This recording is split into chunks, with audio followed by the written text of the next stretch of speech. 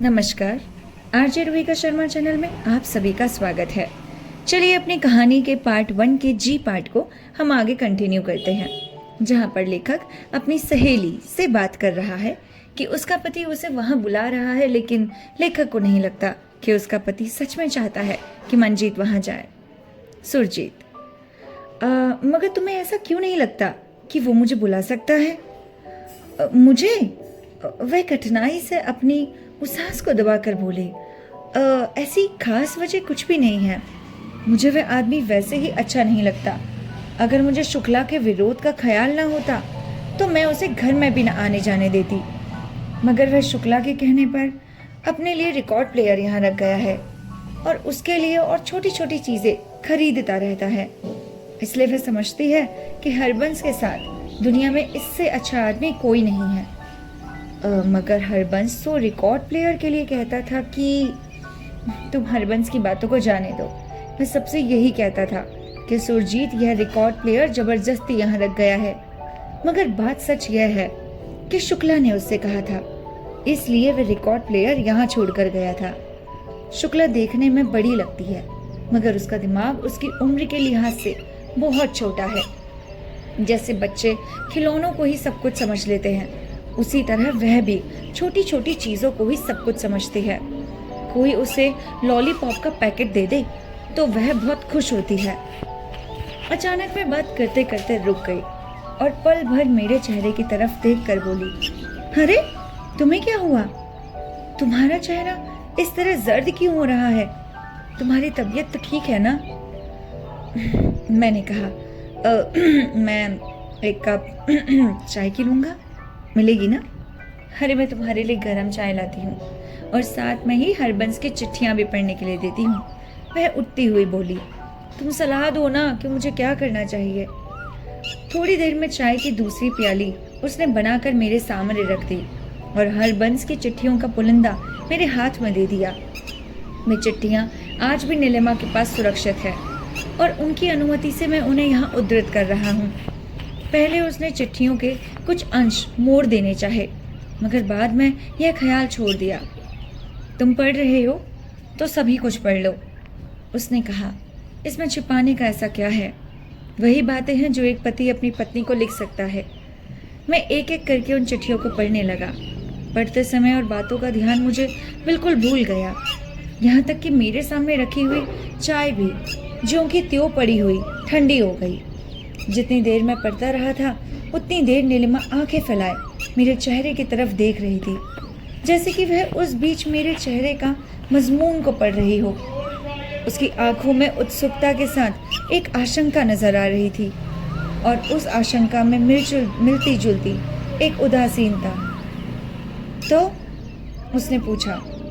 मैं पत्र पढ़ते हुए साथ ही बहुत कुछ सोचता भी रहा था, जिससे मेरा सर भारी हो रहा था। मुझे समझ नहीं आ रहा था कि उसे क्या कहूँ। मैं कुछ क्षण खिड़की की तरफ देखता रहा, वहाँ जहाँ से एक दिन नन्हे नन्हे सफ़ेद पंख हवा में तैरते हुए नीचे आ रहे थे, मगर उस समय वह पंख वहाँ नहीं उतर रहे थे, केवल धूप में चमकते हुए जर्रे ही नजर आ रहे थे। तुम्हारा क्या ख्याल है, मुझे चले जाना चाहिए? उसने इस तरह पूछा जैसे मेरे हाँ या ना करने पर ही सब कुछ निर्भर करता है। मेरा तो ख्याल है चले जाना चाहिए। अगर रुपए का प्रबंध हो तो कोई बाधा तो नहीं होनी चाहिए। अरे रुपए का प्रबंध तो हो जाएगा। बीजी मुझे मैसूर भेजने के लिए जो पैसे दे रही हैं उसे लंदन तक तो पहुंचा ही जा सकता है, मगर सवाल तो उसके बाद का है। मतलब उतने पैसे से तुम दोनों लंदन पहुंच जाओगी? सवाल लंदन के खर्च का है। मैंने अपने मन की अनिश्चितता को दूर करना चाहा। वह लंदन जाएगी तो क्या अकेले जाएगी या दोनों से? मतलब तुम्हारा शुक्ला से भी है क्या? शुक्ला वैसे वहां नहीं जा रही, वह बोली। शुक्ला वहां कैसे जा सकती है? वह तो हर हालत में बीजी के पास ही रहेगी। मैं अगर वहां गई तो हरबंस की वजह से जाऊंगी। शुक्ला को बीजी क्यों जाने देगी? वह अभी पढ़ रही है तो कल को उसका ब्याह भी करना है। लंदन में हमसे अपना खर्च ही नहीं उठाया जाएगा। उसकी पढ़ाई का खर्च हम कैसे उठाएंगे? पढ़ाई छोड़कर वह वहाँ चली जाए इसलिए कि हमारे साथ रह सके, इसमें क्या तुक है? हरबंस तो पागल है जो ऐसी बात सोचता है। मैंने फिर चिट्ठियों के पुलिंदे की तरफ देखा, जैसे कि उस पुलिंदे की जगह स्वयं हरबंस मेरे सामने हो और मुझे उससे अनुरोध करना हो कि जैसे भी हो सके वह नीलिमा के साथ शुक्ला को भी जरूर लंदन बुला ले, जिसका 4-5 साल तक वहाँ काट ले, ताकि इसी बीच तुम्हारी चाय ठंडी हो रही है, तुम मुझे सोचकर ठीक राय दो, मैं तब तक तुम्हारे लिए और चाय लेकर आती हूँ। कह नहीं सकता कि मेरी वजह से उठकर चली गई या अपनी वजह से। मैंने चिट्ठियों के पुलिंदे को फिर उठा लिया और इस तरह एक एक पन्ने को पलटने लगा, जैसे परीक्षा से पहले एक परीक्षार्थी जल्दी जल्दी अपने पाठ्य पुस्तक को देखता है। मुझे आश्चर्य हो रहा था कि क्या ये सब पत्र हरबंस के ही लिखे हुए हैं, उस व्यक्ति के जिसकी फाइलों में आधी हिंदी और आधी अंग्रेजी में लिखे हुए कितने ही उलझे हुए पन्ने मैंने देखे थे। उन पन्नों को अटपटे और उलझे हुए वाक्यों का लेखक ये सब कैसे लिख सकता है? उसकी फाइलों में तो हर वाक्य के ऊपर लाल पेंसिल से एक प्रश्न चिन्ह बना हुआ है। और इन पत्रों में क्या वे पत्र उसके अंदर के किसी और व्यक्ति ने लिखे थे, या उसके अंदर की छटपटाहट ने स्वयं ही अपने लिए मार्ग बना लिया और वह बिना जाने वह सब लिख गया? क्योंकि वह ढंग को संवार कर लिखने का प्रयत्न करता तो ज़रूर उन्हें लिखने की अपनी फाइलों के पन्नों में अटपटा बना देता।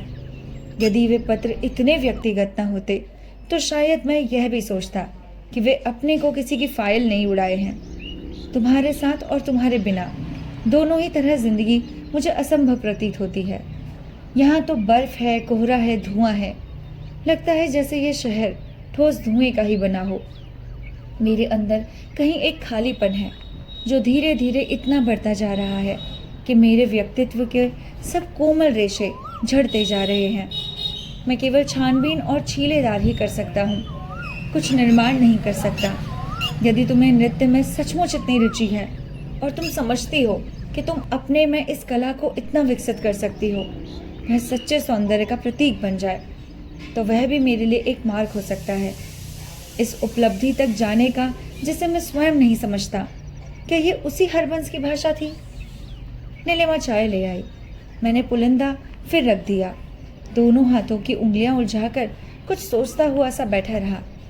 नीलिमा अपने ढंग से शरीर को एक लचक देकर बैठी हुई बोली, मैं आज ही उन्हें उत्तर देना चाहती हूँ, क्योंकि मुझे मैसूर जाना है, तो 1-2 दिन तो मुझे चले ही जानी चाहिए, जिससे मैं सर्दियों में यहाँ आकर एकाध प्रदर्शन भी कर सकूं। तुम स्वयं बताओ, तुम्हारा मन क्या कहता है? मैं अपने आप सोचकर तय कर सकती तो तुम्हें बुलाने के लिए इतनी दूर क्यों आती? या प्यालियों में चाय डालकर चीनी हिलाने लगी। मैं तो तुमसे जानना चाहती हूँ कि तुम्हारे ख्याल में क्या करना ठीक है। मुझे अपने अलावा शुक्ला की बात भी सोचनी है और मेरे पीछे यहाँ बहुत अकेली पड़ जाएगी, इसलिए सोचती हूँ कि मेरा अपना जो राय है वह शायद ठीक नहीं है।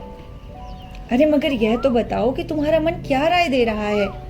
मैं उससे कहता कि मेरी दिलचस्पी उसकी समस्या से ज़्यादा एक और समस्या से है। उसकी बात ना सोचकर अपनी ही बात सोच रहा हूँ। उसने कहा, चाय पी लो पहले। मैं तो चाय की बात भूल ही गया था। मैंने चौंक कर प्याली उठा ली। मेरा मन क्या राय देता है? मैं कुछ सोच समझ कर बोली, मेरा मन यही कहता है कि मुझे वहाँ चले जाना चाहिए। हो सकता है वहाँ सचमुच बहुत दुखी हो।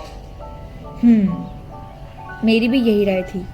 मैंने कहा, सोचा कि शायद इतने में सब कुछ प्रकरण समाप्त हो गया और दूसरी बात सोचता रह सकूंगा। तुम सचमुच यही समझते हो कि मुझे वहाँ चले जाना चाहिए? नीलिमा के लिए वह बात अब भी थी जहाँ पत्र पढ़ने के लिए मुझे समय दे रही थी। क्यों? क्या ये ठीक नहीं है? तुम भी तो यही कह रही थी। मैं हरबंस के अकेलेपन की बात सोचकर कह रही थी, मगर तुम भी यह सोचते हो कि मेरे लिए मैसूर जाकर